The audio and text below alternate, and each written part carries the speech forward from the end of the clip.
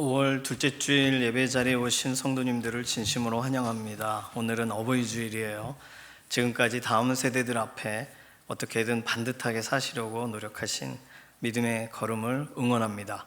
주님 오시는 그날까지 이 길 걸어가도록 서로 격려하는 그런 특별한 날로, 그리고 아직 예수님 알지 못하는 부모 세대분들을 축복하는 날로 오늘 어버이 주일을 구별해 주시기를 바랍니다.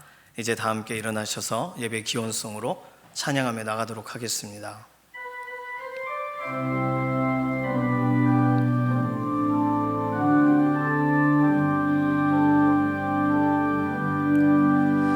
나 주님을 사랑합니다. 참 사랑의 주를 경배한 마음으로 예배드리니 우리들의 예배를 받으소서. 함께 신앙 고백하시겠습니다. 전능하사 천지를 만드신 하나님 아버지를 내가 믿사오며 그 외아들 우리 주 예수 그리스도를 믿사오니 이는 성령으로 잉태하사 동정녀 마리아에게 나시고 본디오 빌라도에게 고난을 받으사 십자가에 못 박혀 죽으시고 장사한 지 사흘 만에 죽은 자 가운데서 다시 살아나시며 하늘에 오르사 전능하신 하나님 우편에 앉아 계시다가 저리로서 산 자와 죽은 자를 심판하러 오시리라. 성령을 믿사오며 거룩한 교회와 성도가 서로 교통하는 것과 죄를 사하여 주시는 것과 몸이 다시 사는 것과 영원히 사는 것을 믿사옵나이다. 아멘.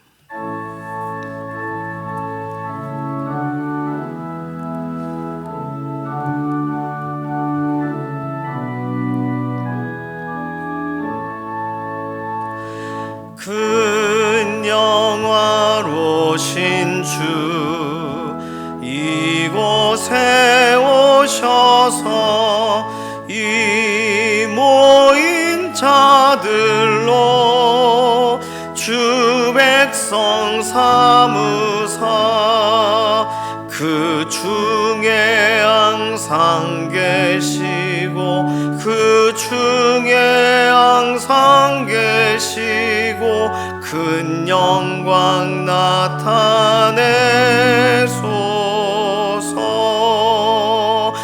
이 백성 기도와 또 예물 드림이 향내와 같으니 곧 받으옵소서. 주 예수 크신 복음을 주 예수 크신 복음을 만 백성 듣게 하소서. 또 우리 자손들 다 주를 기리고 저 성전 돌같이 기나게 하소서. 주 구원하신 능력을 주 구원하신 능력을 늘 끝날까지 주소서. 주 믿는 만민이 참 진리 지키며 옛 성도들 같이 주 찬송하다가 저 천국 보좌 앞에서 저 천국 보좌 앞에서 늘 찬송하게 하소서. 아멘.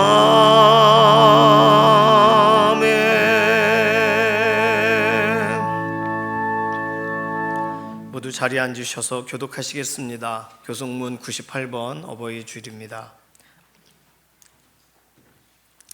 오늘 어버이 주일 교독문 우리 함께 합독하도록 하겠습니다. 내 부모를 공경하라. 그리하면 내 하나님 여호와가 내게 준 땅에서 내 생명이 길리라. 내 아들아, 내 아비의 훈계를 들으며 내 어미의 법을 떠나지 말라.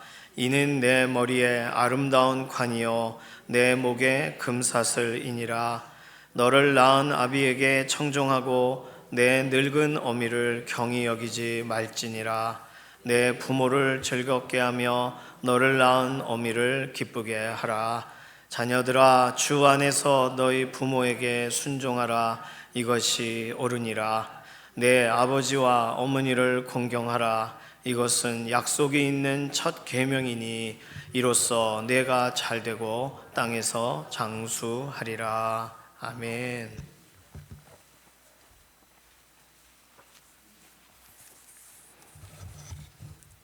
하나님 아버지께서 몸된 교회로 발걸음 인도해 주시고 주님께 예배드릴 수 있는 은혜를 허락해 주심에 감사드립니다. 몸과 마음과 정성을 다하여 예배드리게 하시고 걱정과 근심 모두 해결받게 하옵소서. 가정의 주인 되시고 믿음으로 세우신 하나님, 부모는 자녀를 사랑과 믿음으로 양육하고 자녀는 부모를 받드는 아름다운 가정 되게 하옵소서. 내 부모를 공경하라. 주 안에서 너희 부모에게 순종하라 하셨던 주님의 말씀을 붙들며 마음에 되새깁니다. 부모님 살아생전에 효도하고 아내와 남편이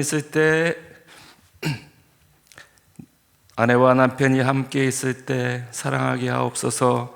후회 없는 인생 되게 하시고 온 가족이 믿음으로 하나 되어 주님 주신 복을 맛보게 하옵소서. 몸된 교회에 어르신들이 많습니다. 연로합니다. 하나님께서 건강 지켜주시고 친구 되어 주옵소서. 남은 인생 주와 동행하며 천국 소망 갖고 살아가게 하옵소서. 손자녀들도 지켜주옵소서. 녹록지 않은 세상에서 소망 있는 자녀, 믿음의 자녀 되게 하옵소서. 가정에 발생하는 건강 문제, 경제적인 어려움, 자녀들 때문에 아파하고 힘들어하는 교우들 많습니다. 자비의 하나님께 긍휼을 구합니다. 하나님께 올려드리오니 주의 피 묻은 손으로 만져주시고 간섭하여 주시고 해결해 주옵소서. 주님 섬기다 상처받은 영혼이 있습니까? 깨끗이 회복해 하시어 이전보다 강건하게 하옵소서. 육신의 질병과 불의의 사고로 치료받고 회복 중인 교우들을 돌보시어 온전케 하옵소서. 생활함에 있어서 몸된 교회의 오감에 불편이 없게 하옵소서. 영혼의 양식을 준비하여 전하시는 구재원 목사님을 붙잡아 주시고 성령 충만케 하옵소서. 성도들과 가정을 위해 기도하실 때 문제가 해결받게 하시고 전하시는 말씀을 통하여 새 힘을 얻고 하나님을 더욱 신뢰하게 하옵소서. 가정의 달 5월 가정마다 찬송과 기도 소리가 울려 퍼지고 말씀과 묵상으로 생기가 넘치게 하옵소서. 믿지 않는 가족과 친척들에게 믿어지는 은혜를 주시고 모일 때마다 웃음꽃이 가득하게 하옵소서. 교회와 가정의 머리 되시고 복 주시길 기뻐하시는 살아계신 예수님의 이름으로 기도드리옵나이다. 아멘.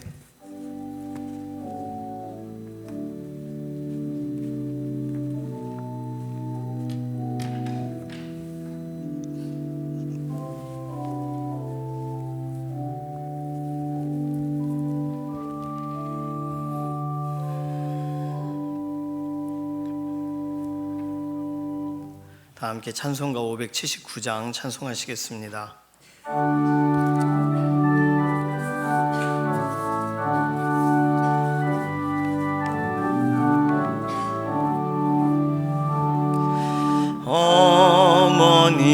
넓은 사랑 귀하고도 귀하다. 그 사랑이 언제든지 나를 감싸줍니다. 내가 울 때 어머니는 주께 기도드리고, 내가 기뻐 웃을 때에 찬송 부르십니다. 아침 저녁 읽으시던 어머니의 성경책, 손때 남은 구절마다 모습 본 듯합니다. 믿는 자는 누구든지 영생함을 얻으리. 들려주신 귀한 말씀 이제 힘이 됩니다. 홀로 누워 괴로울 때, 헤매다가 지칠 때 부르시던 찬송 소리 귀에 살아옵니다. 반석에서 샘물 나고 황무지에 꽃 피니 예수님과 동행하면 두려울 것 없어라. 온유하고 겸손하며 올바르고 굳세게 어머니의 뜻 받들어 보람 있게 살리라. 풍파많은 세상에서 선한 싸움 싸우다 생명신에 흐르는 곳 길이 함께 살리라.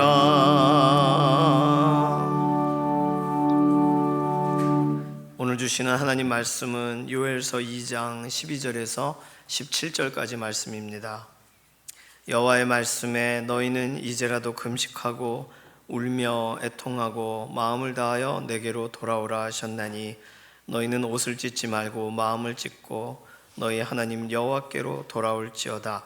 그는 은혜로우시며 자비로우시며 노하기를 더디하시며 이내가 크시사 뜻을 돌이켜 재앙을 내리지 아니하시나니 주께서 혹시 마음과 뜻을 돌이키시고 그 뒤에 복을 내리사 너희 하나님 여호와께 소제와 전제를 드리게 하지 아니하실는지 누가 알겠느냐.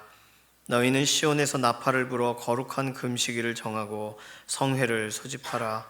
백성을 모아 그 모임을 거룩하게 하고 장로들을 모으며 어린이와 젖 먹는 자를 모으며 신랑을 그 방에서 나오게 하며 신부도 그 신방에서 나오게 하고 여호와를 섬기는 제사장들은 낭실과 제단 사이에서 울며 이르기를 여호와여 주의 백성을 불쌍히 여기소서. 주의 기업을 욕되게 하여 나라들로 그들을 관할하지 못하게 하옵소서. 어찌하여 이방인으로 그들의 하나님이 어디 있느냐 말하게 하겠나이까 할지어다. 아멘. 마음이 상한 자를 고치시는 주님 찬양합니다.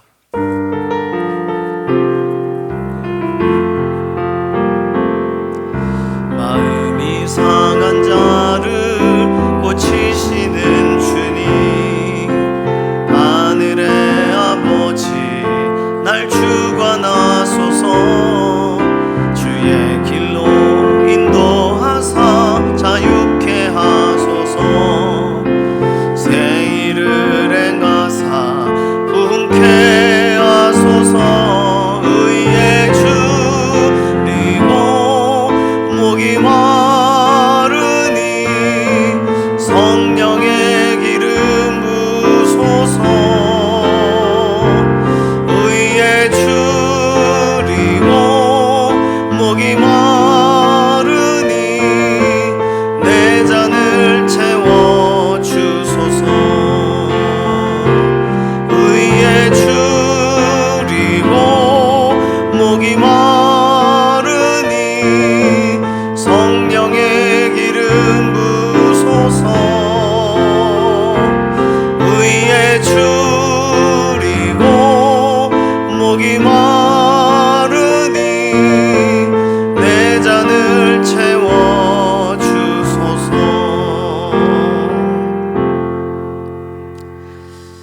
하나님 말씀은 언제나 옳습니다.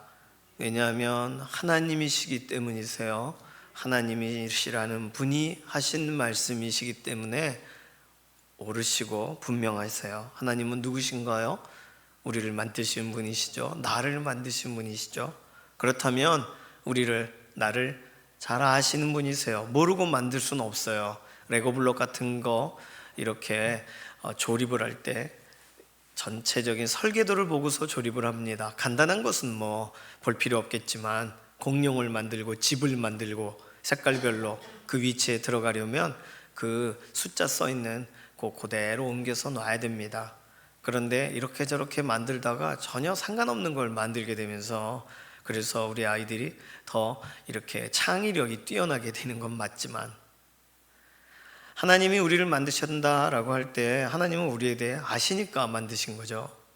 모르시면서 만드실 수 없어요. 만들다 보니 팔이 다리에 붙어 있네 이렇게 조립하실 수는 없는 거니까요. 다른 말로 내게 무엇이 있어야 하는지를 하나님이 누구보다도 정확하게 아신다는 것입니다. 그러니까 하나님의 말씀은 우리에게 말씀하신다라고 할 때 저 아세요? 이렇게 확인할 문제가 아니에요. 언제나 나에게 가장 필요한 것을 주시는 하나님의 말씀은 언제나 옳으신 줄로 믿습니다. 우리 크리스찬들은요, 이 사실이 언제든 인정이 되어야 돼요. 이것이 신앙생활입니다. 무엇을 바라고 앙망하는 것, 신앙하는 것이 신앙생활일까요? 하나님의 뜻이 하늘에서 이루어진 것처럼 땅에서도 그대로 이루어졌으면 좋겠어요. 이게 우리의 바라고 우리가 사모하고 앙망하는 일이 되어야 되는 거죠. 그러려면 하나님의 뜻 그대로 우리에게 우리의 삶 가운데 그대로 적용이 되시고 이루어지시는 것은 하나님이 정하신 대로 되어지는 방법 안에서만 가능합니다. 자, 오늘 본문을 그런데 보실까요? 오늘 본문에 보시면 하나님은 무엇을 말씀하시냐면 이제라도 돌아오라 이렇게 말씀하세요. 그러니까 떠나가 있는 사람들이 있으니까 이제라도 돌아와라 이렇게 말씀하시는 거죠. 이제라도라는 말 가운데는 지금까지 기다렸다, 충분히 마음 먹었다, 그러니까 이젠 돌아와라, 지금이란 시점을 말씀해 주시는 거예요. 이제라도 돌아오라 라는 것은 아직 기회가 있다 라고 말씀하시는 거죠. 어떻게 돌아가야 돼요? 12절에 보니까 울면서 애통하면서 마음을 다하여서 돌아오래요. 그러면 알겠습니다 하고 돌아가려고 했는데 저 혼자만 돌아간다면 재미없잖아요. 오늘 본문은 감사하게도 사람들을 모으라고 하세요. 사람들 다 같이 나오게 되니까 시온에서 나팔을 불어 금식일을 정하고 성회를 소집하여 장로들, 백성들, 어린이들, 심지어 젖먹이들을 다 모으래요. 이해가 됩니다. 일반적인 사람은 갑시다 라고 하면 가겠지만 아이들은 못 가죠. 우리가 이렇게 업고 또는 품고 유모차에 태워서 데려가야 돼요. 신랑과 신부를 그 방에서 나오게 하래요. 지금 꿀이 뚝뚝뚝 떨어지는데 신랑 신부가 나오세요. 왜? 하나님이 오라 하시니까. 그러니까 한 사람도 남녀노소 소외되는 사람이 없습니다.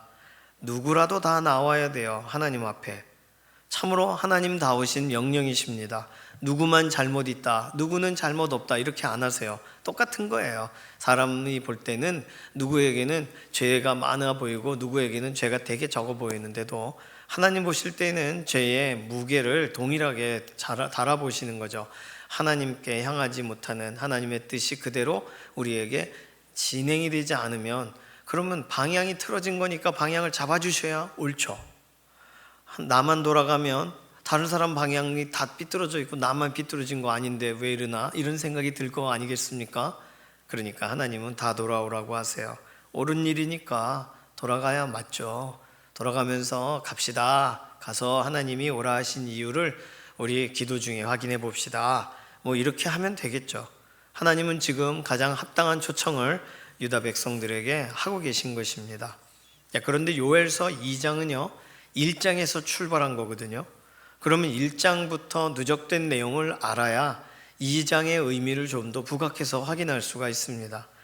요엘서 1장은 뭐냐면 남유다, 그러니까 다윗 왕국이 세워져 있는 유다와 베냐민 족속만 존재하고 있는 땅에 갑자기 메뚜기 때 재앙이 출몰해요.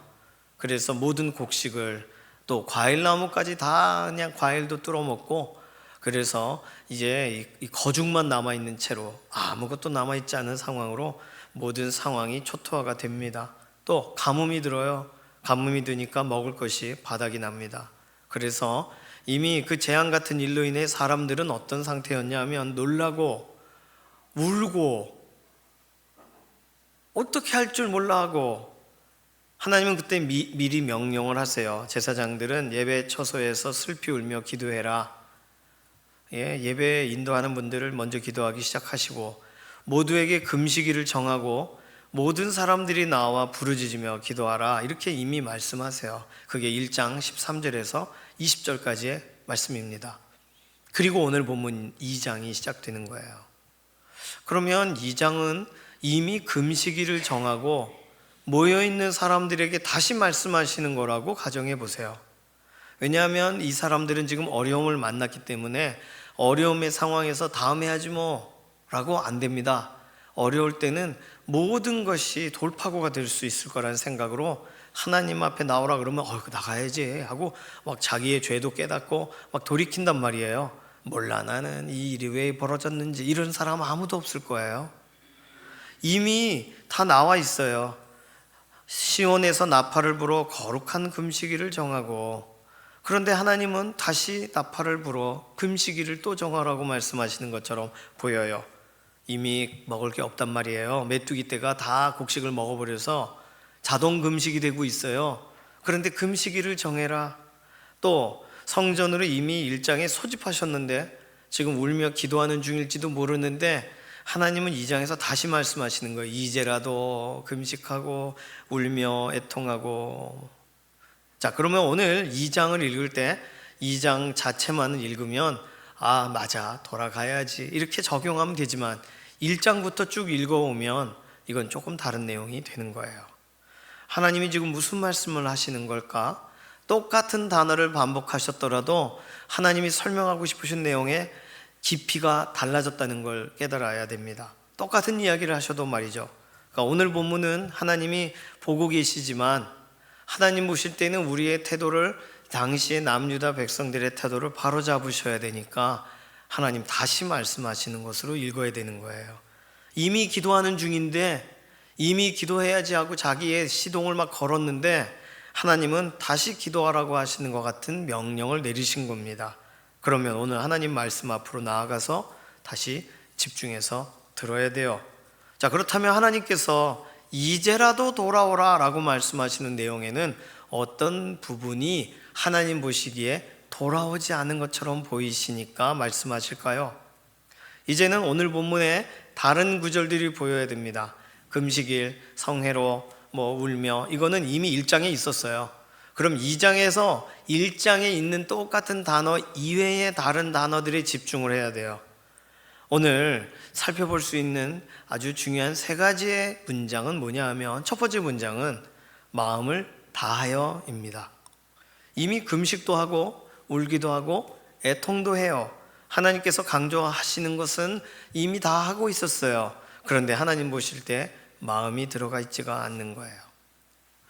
그러면 마음을 다하여란 말을 오늘 본문 안에서 동일한 의미를 가진 것을 찾는다면 뭘까요? 14절 보시면 마음과 뜻을 돌이켜서. 마음과 뜻은 하나님이 돌이키셔야 되는 거 아닌가? 오늘 본문에 보면 혹시 아는가, 하나님이 마음과 뜻을 돌이키셔가지고 오히려 우리에게 복을 주시려고 바꾸실지 누가 아느냐, 이렇게 말했단 말이에요. 그래서 기도하는 사람들이 그래, 맞아, 하나님이 뜻을 돌이키실지 몰라, 마음을 돌이키실지 몰라, 그러니까 다시금 기도하자, 이렇게 생각을 하겠죠. 그런데요, 하나님의 마음만 돌이켜지면 되는 게 아니라는 걸 하나님이 말씀하시는 거예요.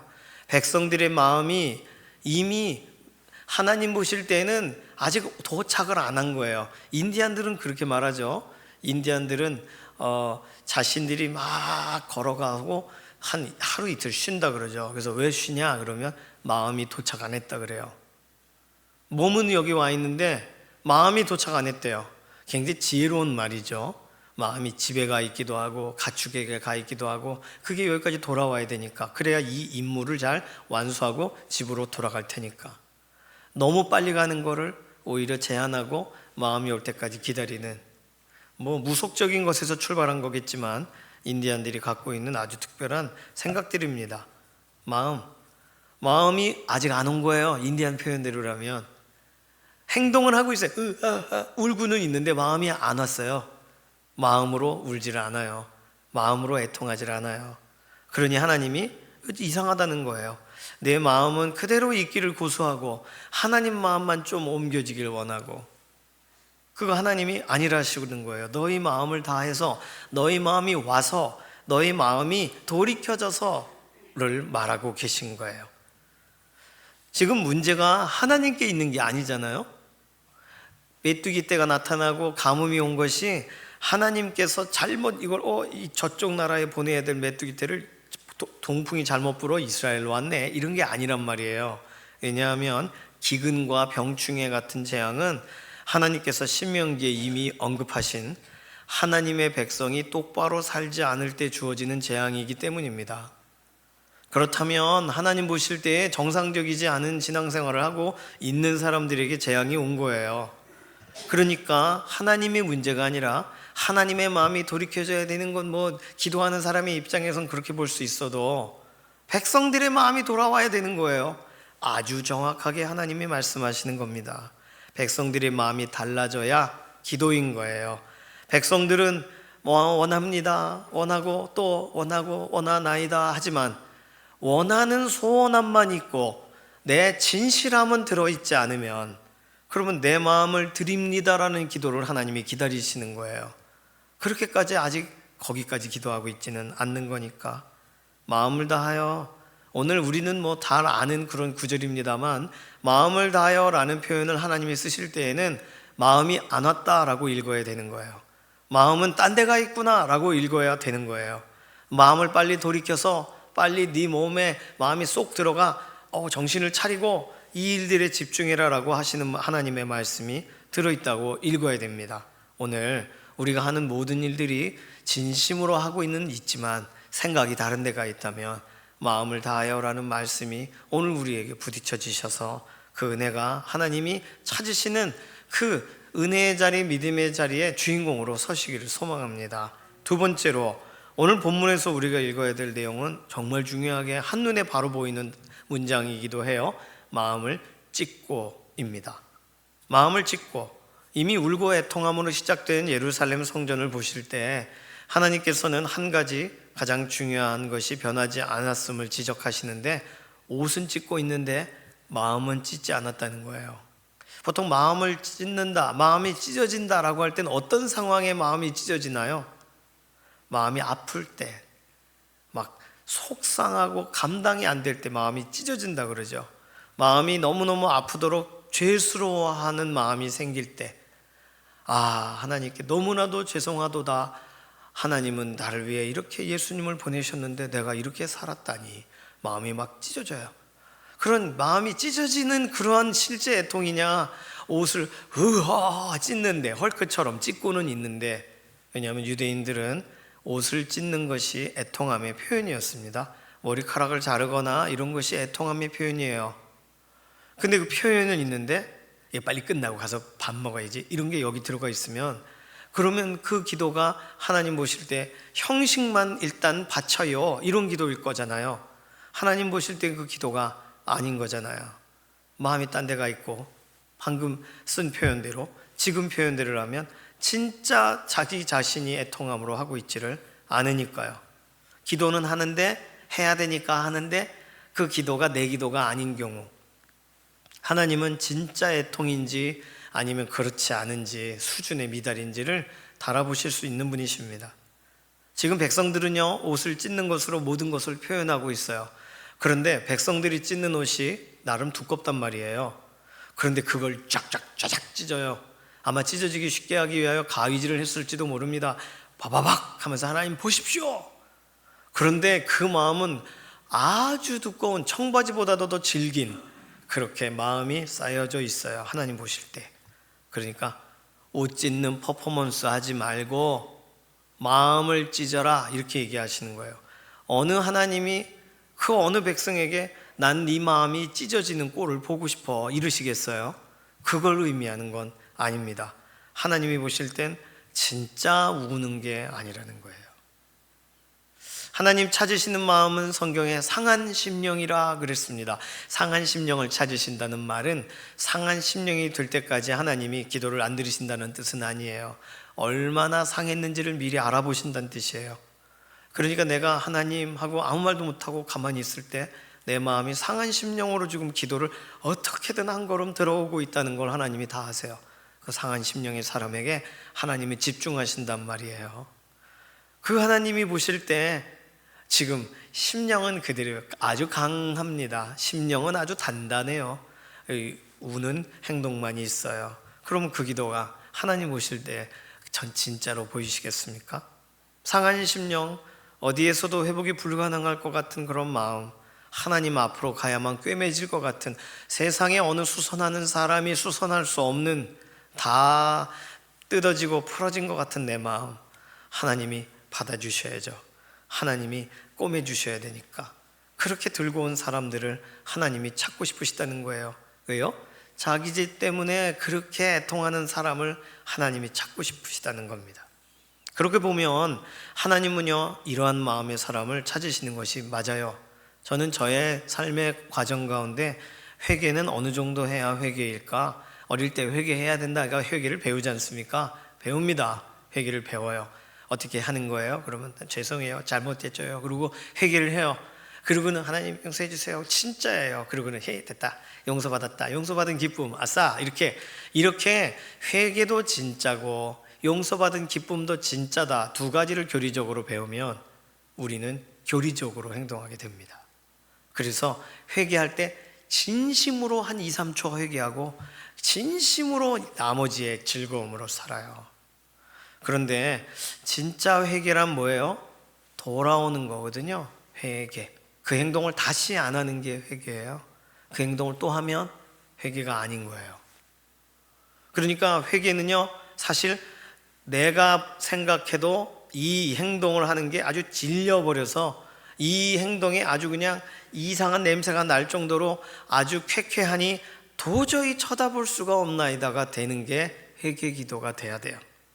저는 저의 인생 가운데 짧지만 회개가 어떤 건가 모르고 회개하라니까 하고, 그 다음에 회개 이후 하나님 받으셨다는 확신으로 자유를 누리고 그런 기도를 주로 살아왔습니다. 회개를 한 1, 2% 하고 나머지 98%는 자유롭게 살았어요. 그러다가 저에게 아주 큰 문제를 닥치게 되었을 때, 제 인생에서는 그 시대에 그 시간에 굉장히 큰 문제였죠. 그 문제 앞에서 회개를 하는데 회개가 다음 날에도 나오고 또 나오고 그 다음 날에도 나오고 기도 시간 이외에도 또 나오고 밥 먹다가도 나오고, 왜? 하나님께 죄송하니까. 그 6개월을 하고 있더라고요. 그러면서도 나는 성경을 제대로 믿지 않는 자인가? 이런 생각이 안 들어요. 왜냐하면 진심이니까.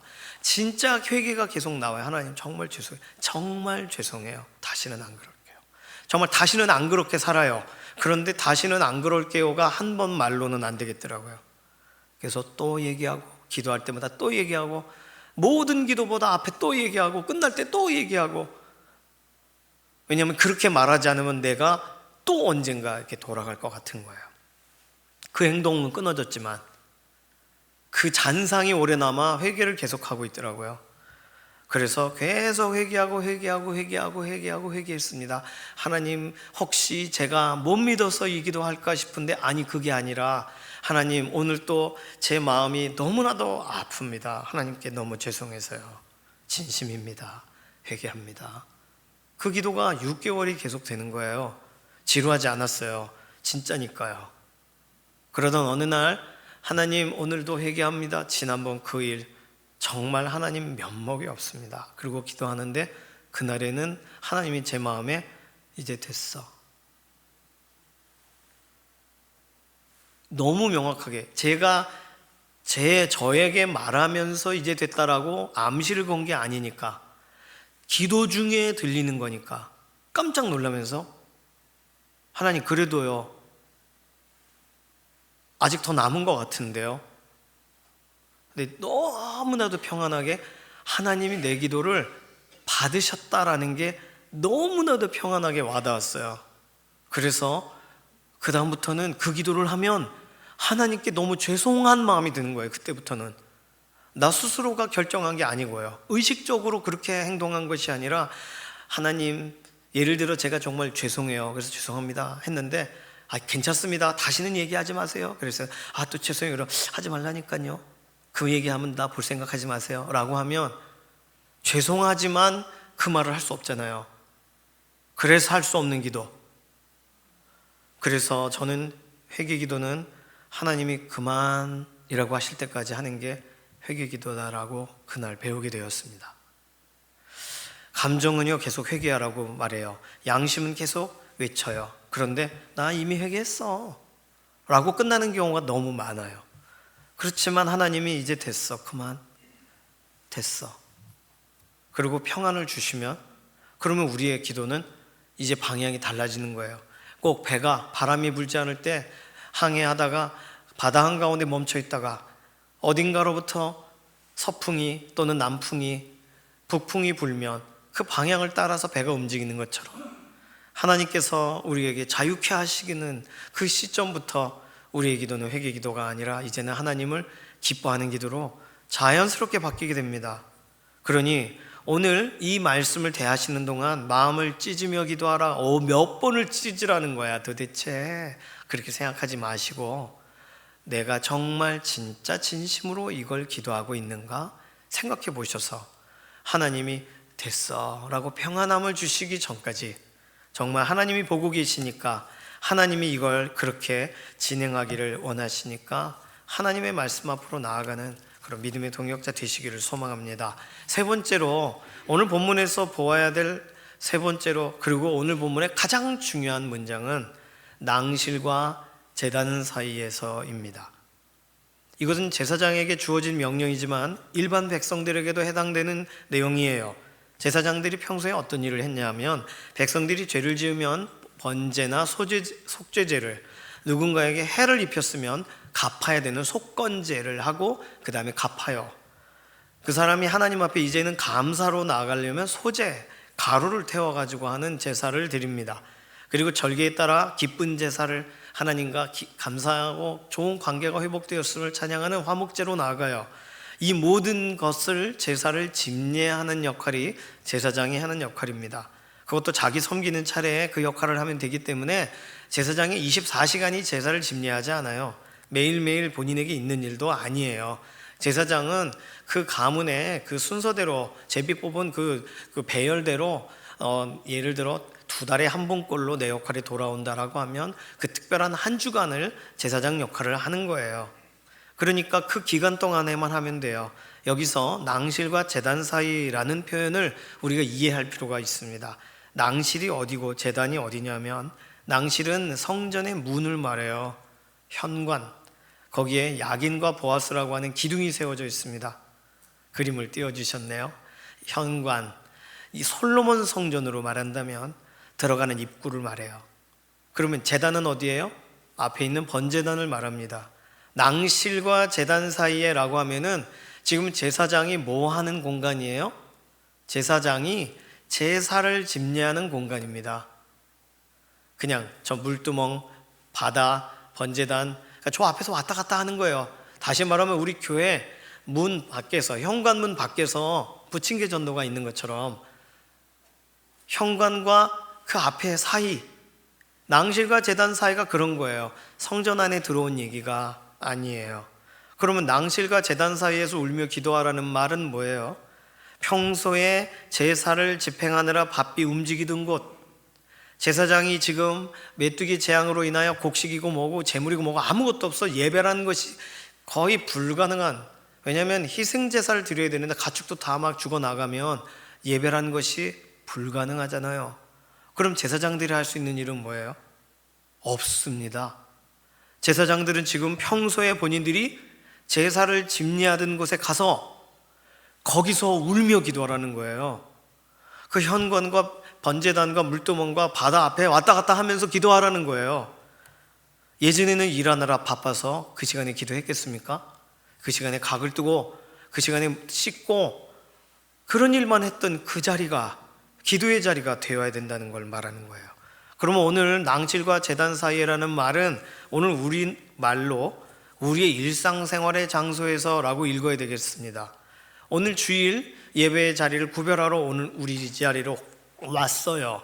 그러면 우리의 삶의 자리에서 이 함께 예배하는 믿음의 공동체가 있는 강북중앙교회 이런 교회 당까지의 거리를 낭실과 제단 사이라고 생각해 보실까요?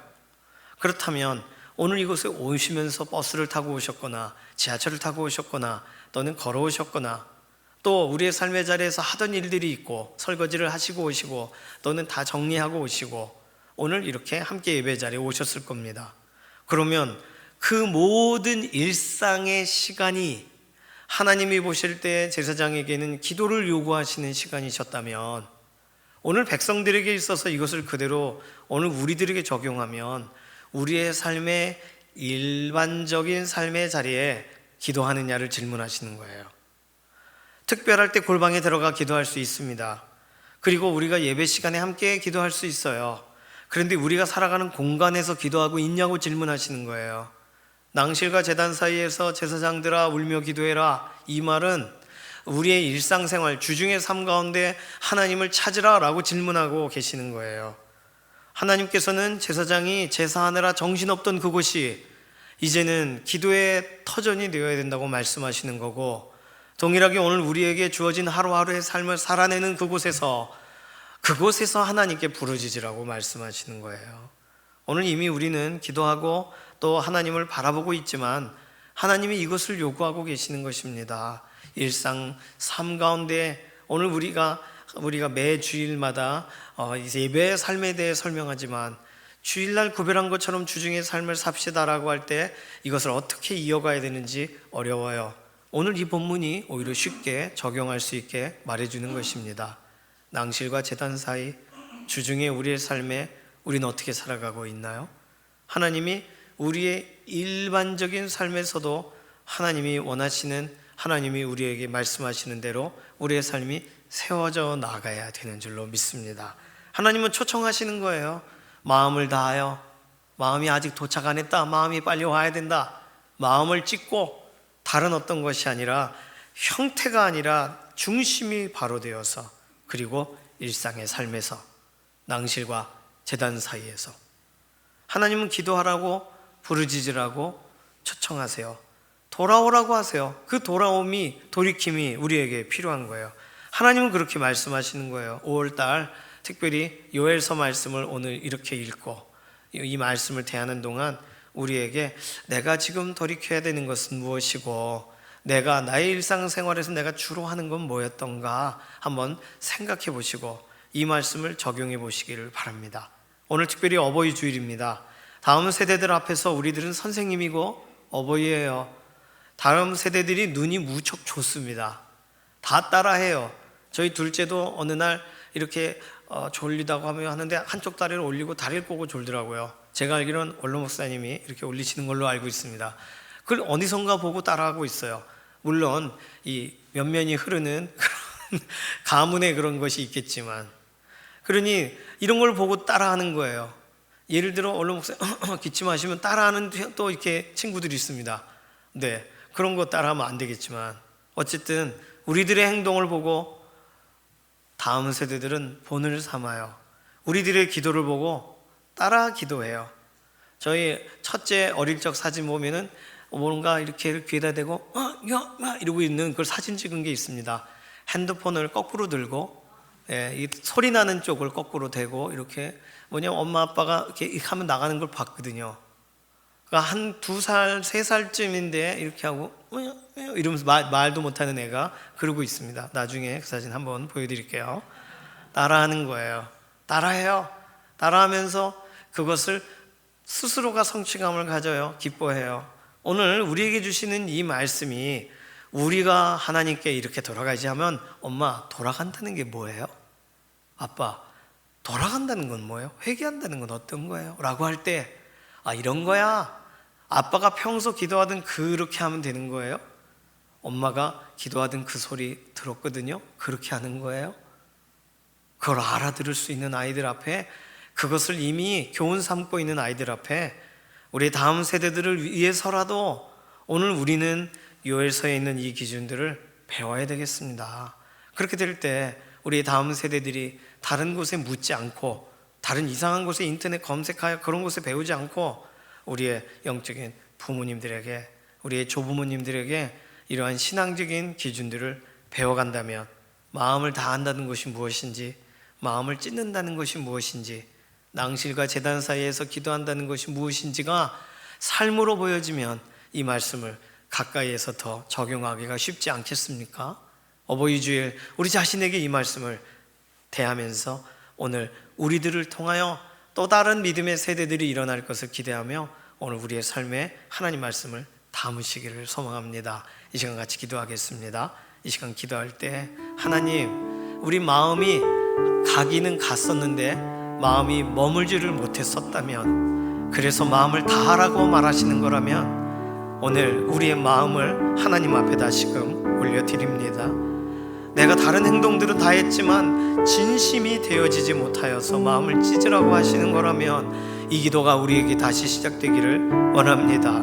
우리 일상의 삶에 하나님을 존중하고 하나님을 찾는 부르짖음이 5월 한 달 동안 계속 되어지게 해달라고 이 시간 맡기는 기도로 통성으로 기도하겠습니다. 살아계신 하나님, 하나님을 찬양합니다. 하나님의 선하신 뜻을 따라서 오늘 우리가 하나님 말씀을 우리가 힘입어 아버지 하나님 앞으로 더 나아가도록 이끄셔서 감사합니다. 오늘 마음을 다하라고 말씀하실 때 우리의 마음이 어디가 있는지 돌아보게 하시고, 옷을 찢지 말고 마음을 찢으라고 하실 때 우리가 진심으로 하나님 앞에 나아가고 있는지 생각하게 하시고, 우리의 삶의 가장 중요한 시간들은 무엇으로 소비되고 있는지 하나님의 말씀하시는 이 말씀 앞으로 우리의 삶의 자리를 옮겨 오늘 하나님을 기쁘시게 존중하고 하나님의 명령을 따라 나아가는 믿음의 부모 세대들이 되게 하셔서 우리의 자녀들이 따라가게 하시고, 우리의 자녀들이 그대로 배우게 하시고, 자녀들이 하나님을 인정하며 나아가는 믿음의 동역자들로 세워지는 귀한 5월 한 달이 되게 하여 주시옵소서.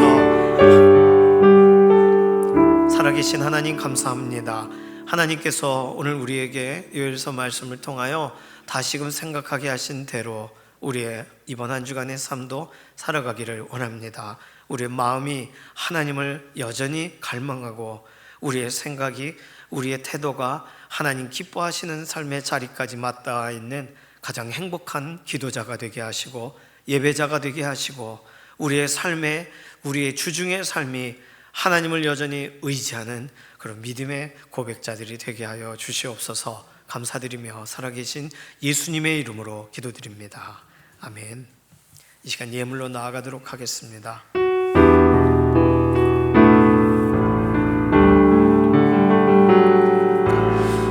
오직 주의 은혜로 지금 여기 서 있네. 한없는 경배, 한없는 찬양, 내 영혼 예배드리네. 나를 위해 이 땅에 오신 주의 그네, 십자가 고통 이기신 주님 그네 어찌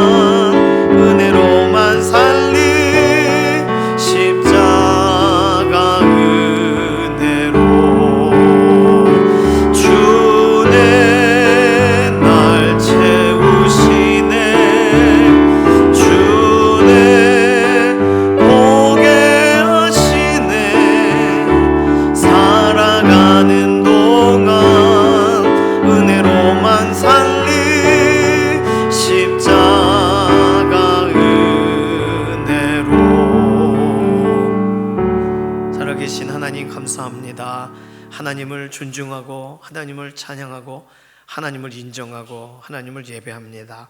하나님 예배함으로 나올 때 우리에게 이미 주신 것 중에 일부를 구별하여 하나님을 기뻐하고 하나님께 감사함으로 예물을 올려드립니다. 물질일 수 있는 곳마다 하나님의 영광이 드러나시기를 원하고 선교지에 또 장학에 구별된 예물로 쓰임받게 하셔서 다음 세대들이 또는 열방이 하나님의 은혜 앞에 함께 일어서는 그런 현장에 쓰임받게 하여 주시옵소서. 우리의 삶에 비어있는 자리들이 있습니다.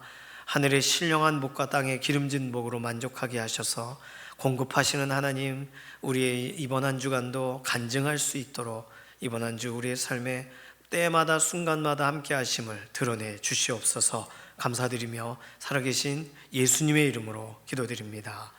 아멘. 오늘 어버이 주일이라서 꽃을 달아드렸어요. 달기가 어려우실 경우에는 드렸습니다.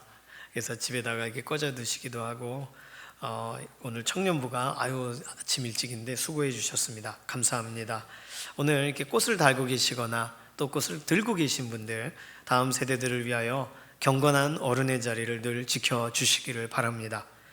참고로 우리 교회 등록교인 분들 만 65세 이상이신 분들은 경로 상품권을 드립니다. 이미정 전사님께 받아 가시기를 바랍니다. 나는 경로 싫다 그러셔도 할 수 없어요. 국가에서 정한 기준이 만 65세부터가 경로예요. 그래서 이제 늙으셨다 이런 뜻이 아니라 공경한다는 뜻이 포함되어 있습니다. 존중한다는 뜻이 포함되어 있습니다. 꼭 이렇게 받아주시기를 바라고요. 그리고 오늘 2부 예배 필리핀 학생들이 오니까 혹시 가시는 중이라도 2부 예배 시간이라도 축복하여서 좀 기도를 해주시기를 바랍니다. 오늘 2부 예배 마치고는요 여선교 원리회가 있습니다. 여선교 회원들 원리회 참석해 주시기를 바랍니다. 이번 주 화요일 12일 날 우리 교회 만 70세 이상, 화요일 날 가는 건 좀 기준이 달라요. 만 70세 이상 되신 어르신분들 효도 관광이 계획이 되어 있습니다. 이미 다 신청이 되셔서 접수가 끝났지만 당일 오시는 분들 중요한 광고 신분증을 꼭 지참해 주시기를 바랍니다. 신분증 있으셔야 된대요. 자기를 확인을 해야 되는 시간이 있는 것 같아요. 꼭 지참해 주시고 신분증이라고 교통카드 이런 거 가져오지 마시기를 바랍니다. 헷갈릴 때가 있어요. 신분증 또는 운전면허증 둘 다 통용이 되니까 가져오시면 돼요. 아침 8시까지는 오셔야 돼요. 8시 10분에 출발이라고 썼지만 8시까지 무조건 오셔야 됩니다. 거리가 멀기 때문에 올해는 좀 멀리 가니까 일찍 오셔야 출발하는데 어려움이 없습니다. 이번 주 수요일 5월 13일부터 지난주 재직회 때 말씀을 드린 것처럼 교회 담장 그리고 교회 앞에 크랙이 간 부분들의 보수가 진행이 됩니다. 그래서 다음 주일날 또는 이번 수요일날 오실 때 교회 앞에가 이렇게 푹 꺼져 있을 수도 있겠어요. 이렇게 비껴서 오시면 되겠고요. 10일 정도면 모든 공사가 마쳐지니까 이 기간 동안 약간 불편하시더라도 양해해 주시기를 바랍니다. 공사업체가 안전하고 모든 작업이 원활하게 공사 잘 진행될 수 있도록 기도로 함께 해 주시기를 바랍니다. 그래서 특히 여선교회 광고는요 이미 올려야 때 이미 하셨겠지만 공사 기간 중에 이 부침개 전도 날짜가 딱 겹쳐요. 그래서 부침개 전도를 한 주 미뤘어요. 대신 그 주방 청소를 한 주일 앞당겼습니다. 그래서 주보의 표기가 한 2, 3주 전부터 바뀌어서 나아가는 이유가 공사 때문입니다. 알고 계시면 되겠어요. 이번 주 토요일 날 5월 16일 18단지 재건축 설명회가 우리 교회에서 있습니다. 어저께 재건축 설명회 하는지 알고 어느 할머니하고 아드님이 오셨더라고요. 그래서 안녕히 가십시오, 다음 주에 오십시오 했는데 재건축 설명회 18단지 계신 분들은 오셔가지고 참석해 주시고 그러시면 되겠습니다.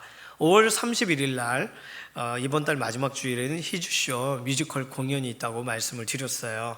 5월 가정의 달 1부 예배는 우리가 기존대로 예배가 있고요, 2부 예배는 뮤지컬 공연이에요.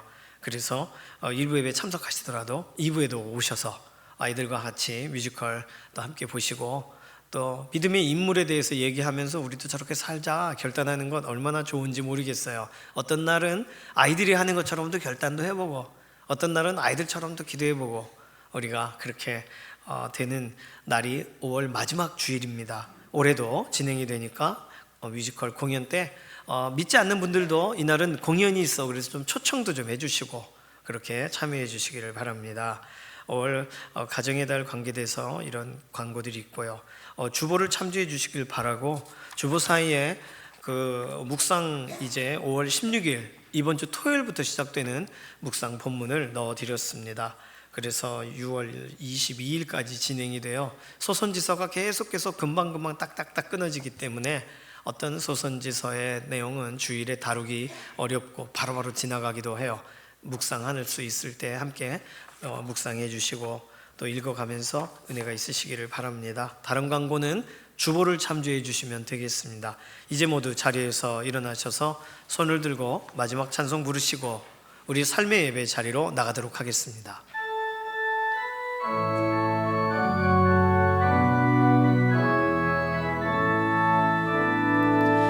살아계신 주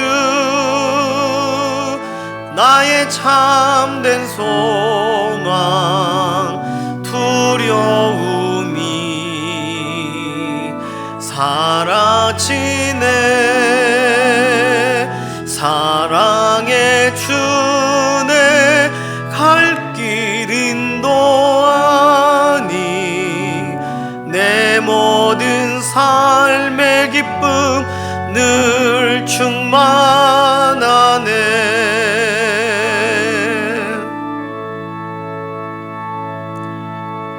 5월 가정의 달 돌아오라고 하시는 하나님의 초청에 마음 다하여 함께 나아가는 일어서기를 소망하는 사랑하는 성도님들 머리머리 위에 우리 주 예수 그리스도의 은혜와 하나님 아버지의 극진하신 사랑하심과 성령님의 감동 감화 인도 내주하시는 역사가 이 시간 이후로부터 영원까지 함께 하시기를 예수님의 이름으로 간절히 축원하옵나이다.